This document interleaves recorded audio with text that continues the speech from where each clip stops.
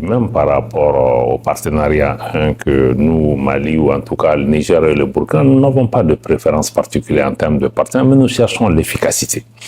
Et que pour nos pays, si on prend le cas de la Russie en particulier, pour le Mali, le choix a été parce que la Russie répondait à nos besoins, à nos préoccupations et à la diligence qui était requise pour avoir des armes adéquates pour pouvoir lutter contre le terrorisme. Et que, par exemple, avec l'Union européenne, nous avons pris l'exemple de l'EUTM, la mission de formation de l'Union européenne, dans l'exécution duquel nous avons demandé que ça puisse changer, qu'on ait un programme qui va sur le binôme train and equip, c'est-à-dire former et équiper. Et pendant des années, vous savez, l'EUTM, sa formation sur le terrain au Mali, l'armée malienne était même obligée d'amener ses propres munitions. Et l'Union européenne nous a fait savoir qu'elle ne peut pas donner d'armement létal. Et quand la guerre a éclaté en Ukraine, tout ça, ça a volé en éclats. Et on a déversé des armes létales dans cette zone. Et on s'est interrogé, est-ce que la vie humaine en Ukraine a la même valeur que la vie humaine au Sahel? Nous pensons qu'il est important que les gens réalisent que ce qui est en cours au niveau de l'AES n'est pas un épiphénomène. C'est un engagement sérieux de ces pays qui ont pris une voie, qui ont décidé de se mettre ensemble. On ne s'est pas mis ensemble aussi par accident, parce que l'espace de l'Iptako-Gourma, si vous le savez, c'est un espace géographique, culturel, climatique, qui est commun à nos pays avec une certaine homogénéité, y compris au sein de nos populations et même du point de vue de la culture. D'ailleurs, avant l'Alliance des États du Sahel, il y a une organisation qui existe encore qui s'appelle l'Autorité de l'Iptako-Gourma. Donc cet espace existait, que certains ont appelé espace des trois frontières. Donc nous avons décidé d'utiliser cet espace pour, 1, la sécurité, 2, renforcer l'intégration économique et commerciale et les projets structurants entre nos pays, et 3, faire en sorte que nos pays puissent parler d'une seule voix. Et cette option qui a été prise est une option sérieuse, elle s'inscrit dans la durée. Donc il est important que toutes les initiatives qui se manifestent prennent en compte la décision de ces pays de continuer sur cette voie, mais en n'excluant pas de parler aux autres.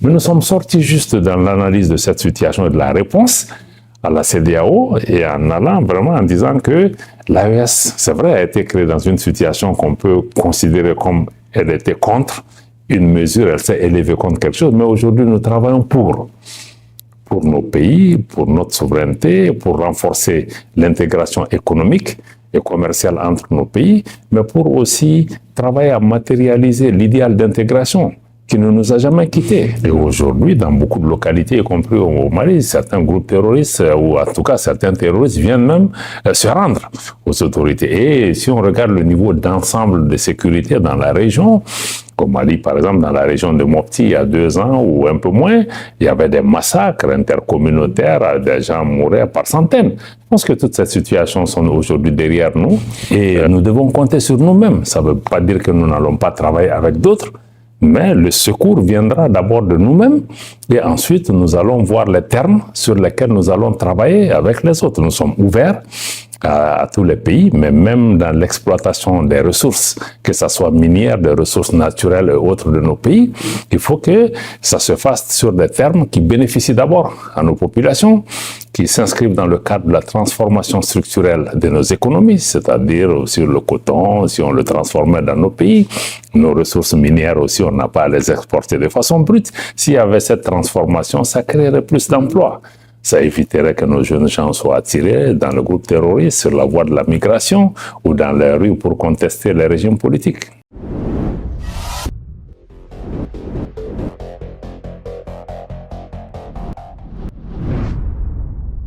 Alors, comment se porte l'Alliance des États du Sahel? C'est une question que je vous pose parce que vous venez justement de participer à un panel dans le cadre du forum Crans-Montana, ici à Bruxelles, un forum qui est consacré à des questions internationales, des questions stratégiques, notamment liées au continent africain. Alors, sur quoi les discussions ont porté? Comment se sont déroulées les discussions lors de ce panel? C'était assez intense. Bon, c'était assez intense, mais aussi assez intéressant pour nous parce qu'il y avait beaucoup de demandes ou en tout cas de besoins de la part de nos auditeurs, ou en tout cas des participants, de mieux comprendre la dynamique de l'AES, il y avait certainement aussi de notre côté une nécessité de pouvoir vraiment parler de l'AES nous-mêmes et qu'ils puissent entendre de nous-mêmes notre vision pour nos pays, nos préoccupations et dans quel sens nous voudrions avancer. Et je pense que les discussions nous ont permis quand même de réaliser que l'AES n'est pas un épiphénomène, même s'il a été créé en réponse à une menace existentielle contre nos pays. Et ceci est aujourd'hui utilisé comme une opportunité pour renforcer le travail en commun pour la sécurisation de nos pays. Et ça commence à donner des résultats probants sur le terrain. Et que partant de cette situation sécuritaire améliorée, nous allons maintenant vers le renforcement de l'intégration économique et commerciale entre les trois pays avec des projets structurants et aller vers une intégration des peuples et répondre aux aspirations de nos populations, notamment les jeunes, les femmes, en créant les conditions d'une prospérité partagée. Est-ce qu'il y a eu un consensus lors du panel justement sur cette question des résultats que vous obtenez sur le terrain contre l'insécurité ? Bon, on n'a pas été spécifiquement contredit par rapport à ça, mais je pense qu'il y a des faits réels. Si je ne prends que la situation du Mali en particulier par rapport au succès qui a été obtenu à Kidal, qui est une des régions du Mali qui pendant 10 ans n'était pas sous contrôle de l'État, malgré la présence importante de forces internationales françaises comme celle des Nations Unies, et que l'État malien, avec ses investissements, le renforcement des capacités et les partenariats que nous avons développés nous ont permis aujourd'hui de faire en sorte que non seulement Kidal revienne dans le giron de l'État malien, aujourd'hui l'État malien contrôle l'ensemble de son territoire national. Ça, c'est un fait. Bon, il y a aussi une coopération sur le terrain avec le Burkina, avec le Niger. Et aujourd'hui, dans beaucoup de localités, y compris au Mali, certains groupes terroristes, ou en tout cas certains terroristes, viennent même se rendre aux autorités. Et si on regarde le niveau d'ensemble de sécurité dans la région, au Mali, par exemple, dans la région de Mopti, il y a 2 ans ou un peu moins, il y avait des massacres intercommunautaires, des gens mouraient par centaines. Je pense que toutes ces situations sont aujourd'hui derrière nous. Il y a eu des échanges par rapport à ça. Consensus, c'était une discussion pour se comprendre. Je ne pense pas qu'on avait besoin d'arriver à un consensus, mais à la fin, je pense que notre message principal, c'était que vraiment ce qui est en cours est beaucoup plus sérieux que les gens ne pensent. Et quand je me réfère aux conclusions du modérateur, je pense qu'il a accepté avec nous qu'il vaut mieux que les acteurs extérieurs regardent avec un plus grand sérieux ce qui se passe au niveau de l'espace de l'Alliance des États du Sahel, parce qu'il est profond, parce qu'il est sérieux, et qu'il est bon qu'on puisse vraiment l'analyser avec objectivité, parce que c'est une nouvelle donne géopolitique, voilà, qui redessine les cartes dans la région, qu'on l'aime ou qu'on l'aime pas. Est-ce que vous avez eu justement à vous justifier sur la réponse globale contre l'insécurité que vous évoquez avec vos partenaires de l'AES et d'autres partenaires ? Dans quel sens lors de ce panel, est-ce que vous avez eu justement à détailler cette réponse globale que vous apportez ? Bon, nous en avons parlé. Nous avons expliqué aux uns et aux autres que même par rapport au partenariat que nous, Mali, ou en tout cas le Niger et le Burkina, nous n'avons pas de préférence particulière en termes de partenariat, mais nous cherchons l'efficacité. Et que pour nos pays, si on prend le cas de la Russie en particulier, pour le Mali, le choix a été parce que la Russie répondait à nos besoins, à nos préoccupations et à la diligence qui était requise pour avoir des armes adéquate pour pouvoir lutter contre le terrorisme. Et que, par exemple, avec l'Union européenne, nous avons pris l'exemple de l'EUTM, la mission de formation de l'Union européenne, dans l'exécution duquel nous avons demandé que ça puisse changer, qu'on ait un programme qui va sur le binôme train and équipe, c'est-à-dire former et équiper.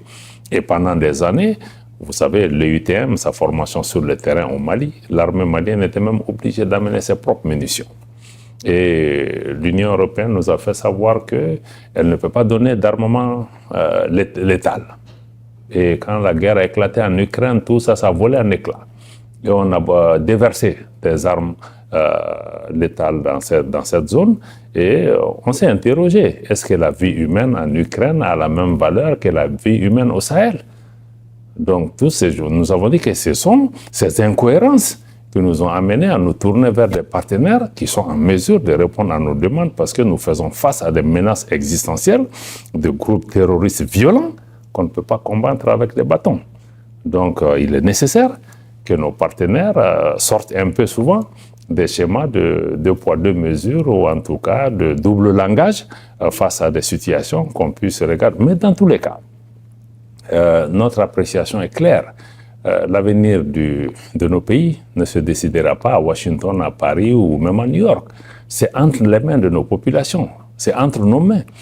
Et nous devons compter sur nous-mêmes. Ça ne veut pas dire que nous n'allons pas travailler avec d'autres, mais le secours viendra d'abord de nous-mêmes et ensuite nous allons voir les termes sur lesquels nous allons travailler avec les autres. Nous sommes ouverts à tous les pays, mais même dans l'exploitation des ressources, que ce soit minières, des ressources naturelles et autres de nos pays, il faut que ça se fasse sur des termes qui bénéficient d'abord à nos populations, qui s'inscrivent dans le cadre de la transformation structurelle de nos économies, c'est-à-dire sur le coton, si on le transformait dans nos pays, nos ressources minières aussi, on n'a pas à les exporter de façon brute. S'il y avait cette transformation, ça créerait plus d'emplois.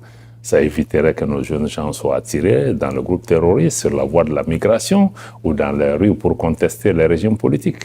Donc, vous avez abordé la question de la transformation des économies du Sahel également. Absolument, c'était une dimension essentielle parce que nous avons dénoncé le fait que, ou en tout cas, une des aspirations de l'AES, c'est de sortir du modèle économique post- ou néocolonial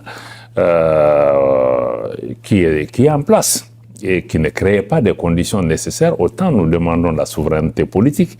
Nous pensons qu'il est important qu'il y ait une souveraineté économique qui rabat les cartes des discussions avec les partenaires pour qu'on puisse aller d'égal à égal et aller dans les partenariats gagnant-gagnant. Est-ce que la question du retrait des pays de l'AES, de la CEDEAO, a été abordée lors de ce panel?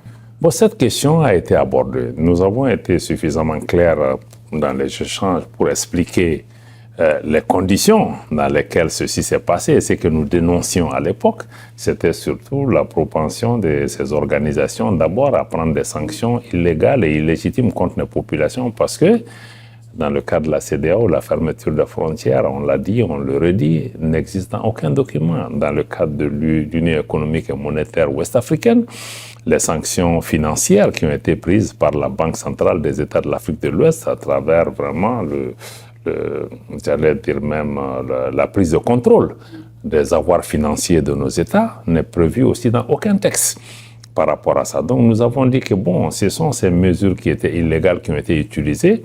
Et pire, nous pensons que les sanctions qui ont été prises ne visaient pas nécessairement même le retour à l'ordre constitutionnel. L'objectif recherché, c'était vraiment de punir les populations, d'en faire des boucliers humains, et en sanctionnant ces populations, qu'elles allaient pouvoir se lever contre les régimes qui sont en place et qu'on puisse arriver à un renversement de ces régimes.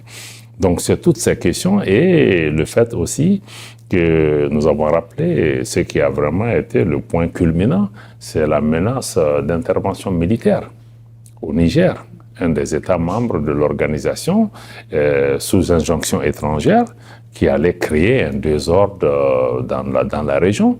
Pour un pays, comment on peut attaquer une armée dans un pays qui lutte depuis plus de 10 ans contre le terrorisme, mais c'était vraiment avoir la libre circulation des terroristes au lieu de l'avoir la libre circulation des personnes et que nos pays, Mali et Burkina, ont décidé d'entrer en guerre si cette menace se matérialisait. Ce qui a stoppé cette menace, mais ça a affecté la crédibilité et la confiance de nos pays en ces organisations qu'elles n'étaient plus, en tout cas dans une posture de défendre nos populations, de défendre nos intérêts et qu'elles menaçaient, elles présentaient désormais une menace.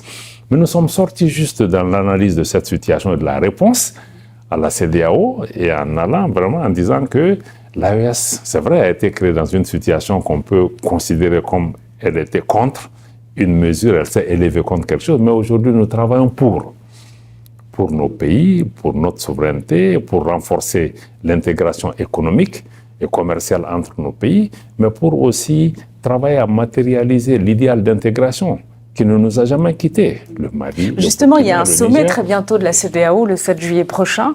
Est-ce que vous allez vous intéresser justement à ce rendez-vous? Et que pensez-vous des initiatives? Il y a eu celle du président sénégalais justement pour tenter de convaincre les pays du Sahel de revenir au sein de la CEDEAO, qui finalement ne renonce pas au Mali, ne renonce pas au Niger, ne renonce pas au Burkina Faso. Il y a comme une forme de regret. Moi, je pense que nous saluons toutes les voies, tous les efforts qui sont faits dans la région pour essayer d'avoir un dialogue, une meilleure compréhension entre les pays de l'AES et les autres pays de la CEDEAO, parce que nous appartenons au même espace géographique et que nous sommes condamnés à vivre ensemble et que nous devons créer les conditions par rapport à cela. Mais ceci étant dit, nous pensons qu'il est important que les gens réalisent que ce qui est en cours au niveau de l'AES n'est pas un épiphénomène. C'est un engagement sérieux de ces pays qui ont pris une voie, qui ont décidé de se mettre ensemble. On ne s'est pas mis ensemble aussi par accident, parce que l'espace de l'Iptako-Gourma, si vous le savez, c'est un espace géographique, culturel, climatique qui est commun à nos pays avec une certaine homogénéité, y compris au sein de nos populations et même du point de vue de la culture. D'ailleurs, avant l'Alliance des États du Sahel, il y a une organisation qui existe encore qui s'appelle l'Autorité du Liptako-Gourma. Donc cet espace existait, que certains ont appelé espace des trois frontières. Donc nous avons décidé d'utiliser cet espace pour, 1, la sécurité, 2, renforcer l'intégration économique et commerciale et les projets structurants entre nos pays, et 3, faire en sorte que nos pays puissent parler d'une seule voix. Et cette option qui a été prise est une option sérieuse et s'inscrit dans la durée.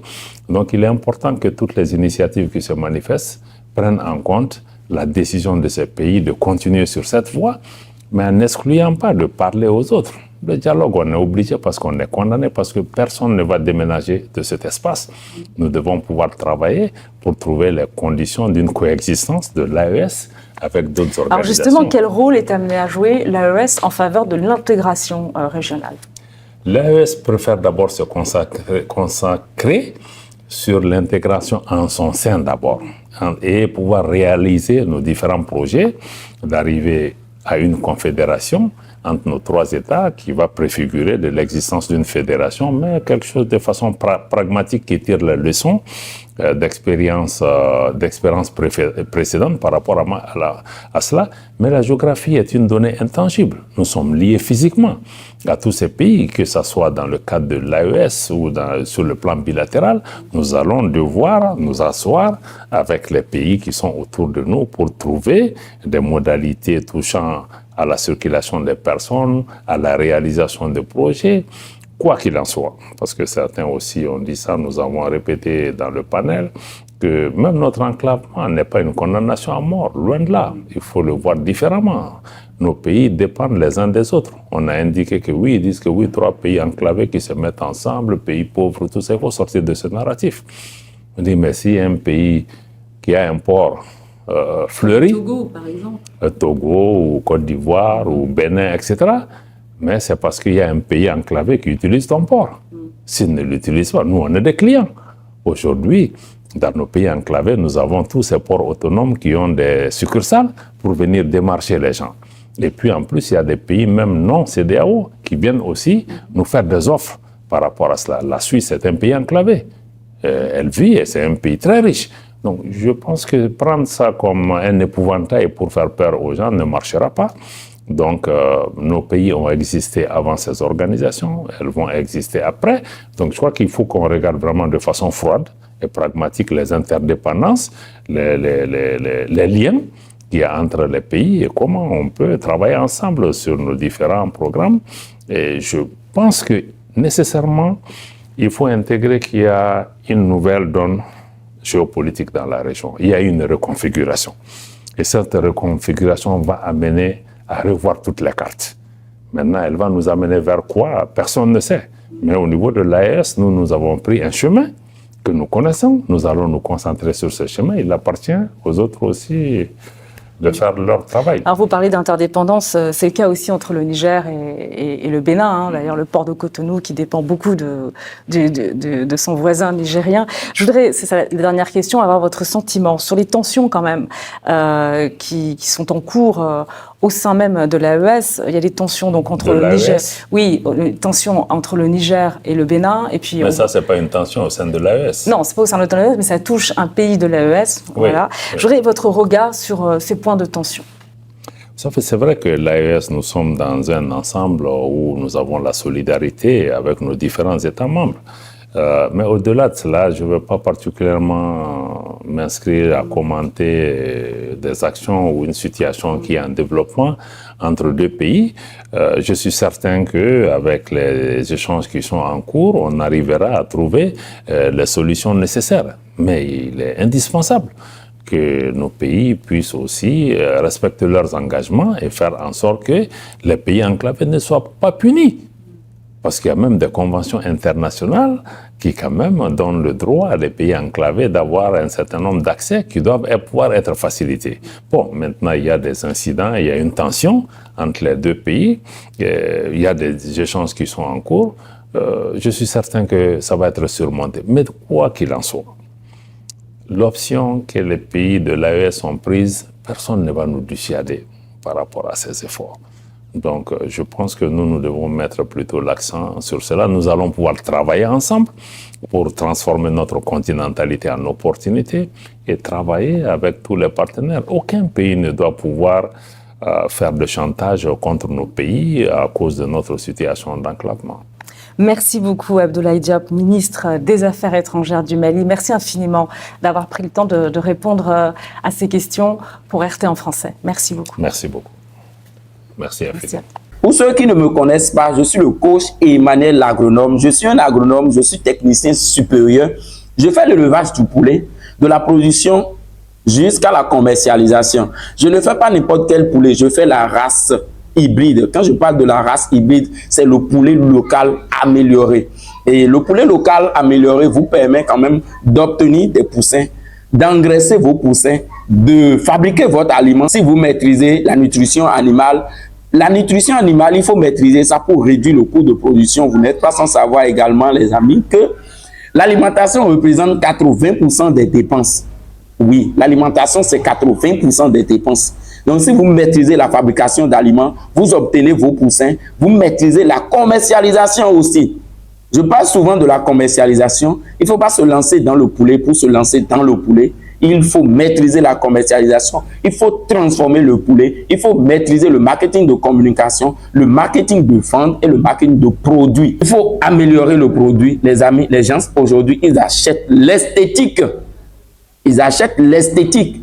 Donc, améliorer le produit. Si vous êtes intéressé par nos produits, nos formations, le numéro est devant vous. Et une fois encore,